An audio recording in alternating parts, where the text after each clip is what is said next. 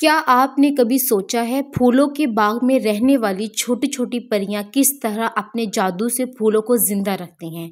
लेकिन क्या होगा अगर एक दिन इस बाग पर अंधेरा छा जाए, सब फूल मुरझा जाए।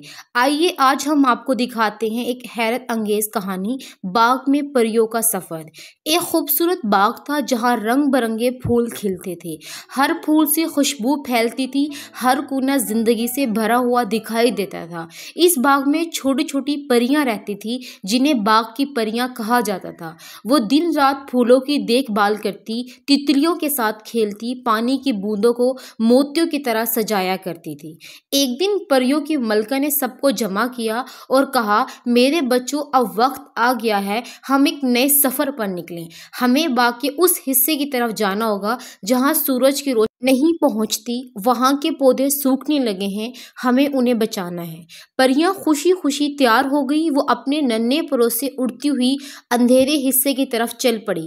रास्ते में इन्हें एक जख्मी जुगनू मिला। जुगनू ने कहा, मुझे भी साथ ले जाओ, मैं अपनी रोशनी से तुम्हारा रास्ता रोशन कर दूंगा।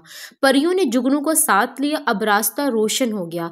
जब वो अंधेरे हिस्से में पहुंची तो उन्होंने देखा फूल मुरझाए हुए हैं, घास खुश्क हो गई है। परियों ने अपनी जादुई छड़ियों से रोशनी और बारिश बरसाई। देखते ही देखते सूखे पौधे हरे भरे, फूल दोबारा मुस्कुराने लगे, बाग में जिंदगी लौट आई। सब परियों ने खुशी से रक्स किया।